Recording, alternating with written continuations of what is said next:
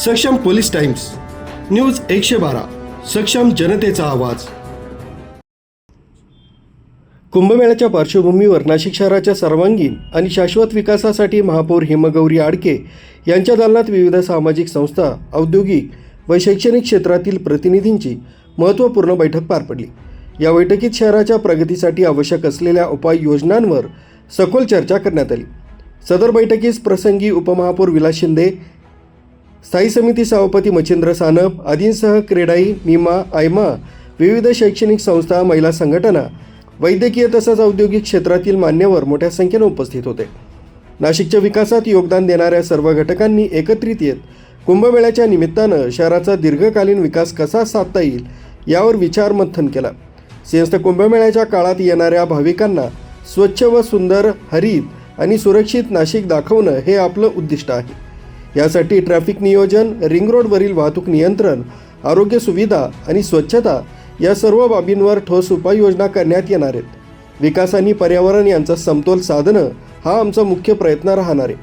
शहरातील वाढत्या तापमानावर नियंत्रण मिळवण्यासाठी आणि ग्रीन कव्हर वाढवण्यासाठी सर्व संस्थांनी एकत्रित येऊन मोठ्या प्रमाणावर वृक्ष लागवडीचा संकल्प केला। 22 एप्रिल रोजी होणाऱ्या वसुंधरा दिनाच्या निमित्तानं पुढील एका वर्षात व्यापक वृक्ष लागवड मोहीम राबवण्याचा निर्णय घेण्यात आला आहे।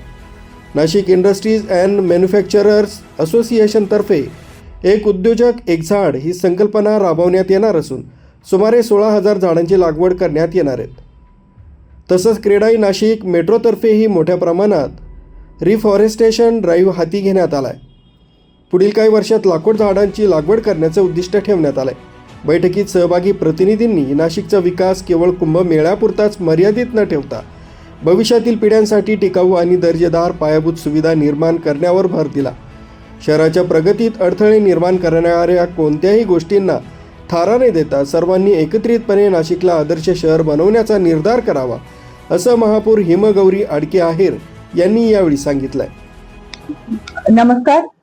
आज खर तर सुमारे 2 तासापासून नाशिकच्या प्रगतीवरती आणि येणाऱ्या कुंभकाळामध्ये नाशिककरांच्या काय अपेक्षा आहे या जाणून घेण्याकरता एक बैठक इथे जे नाशिकमध्ये चांगलं योगदान ज्यांनी केलं आहे, मग ते शिक्षण क्षेत्रातले असतील, अतिशय चांगल्या शिक्षण क्षेत्राच्या संस्था, NGO, इंडस्ट्रियलिस्ट, त्याच्यानंतर क्रेडाई असेल, आयमा, नीमा, त्यानंतर अनेक महिलांचे NGOs, मग गुरुजी रुग्णालय असतील, भोसला मिलिटरी स्कूल असेल, असे सगळ्यांचे प्रतिनिधित्व करणारे सगळेजण इथे उपस्थित होते आणि नाशिकच्या विकासामध्ये कैक वर्षापासून ज्यांचं हातभार लाभलेला आहे असे सगळेजण आज खर तर नाशिककर म्हणून इथे या बैठकीला उपस्थित होते। आम्ही सगळेजण इथे एकाच गोष्टीवर बोलत होतो की आपल्याला नाशिकची ही जी कुंभमेळ्यातली जी प्रगती आहे ती शाश्वत करण्यासाठी आपल्याला काय काय उपाययोजना करायच्या आहेत।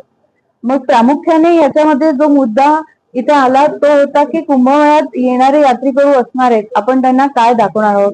आपल्याला स्वच्छ, सुंदर, हरित नाशिक आणि सेफ नाशिक, एक प्रोटेक्टेड नाशिक अशी पण एक नाशिकची जी ओळख आपल्याला द्यायची आहे। मग हे करत असताना जे काही ट्रॅफिकचं नियोजन आहे ते कशा पद्धतीने करावं लागेल, रिंग रोड होणार आहे, येणारे जे ट्रॅफिक आहे ती आत्ताची लोकसंख्या आणि येणारी अजून जे बाहेर न येणारे आहेत लोक त्यांना कसं सामावून घेता येईल, रिंग रोडवरनं बाहेरची ट्रॅफिक कशी करायची आहे पार, आणि अशा अनेक मुद्द्यांना खरं तर हात घातलं।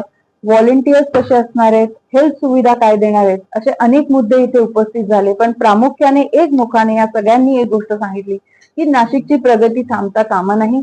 कुठल्याही पद्धतीचा उहापोह करून स्वतःकडे ओरड करून हे जे काही लोक नाशिकच्या प्रगतीला एक थांबवण्याचं काम करत आहेत, आता आपण म्हणतोय की कुठल्याही प्रकारचं अतिक्रमण हे खरं तर नाशिककरांना नको आहे।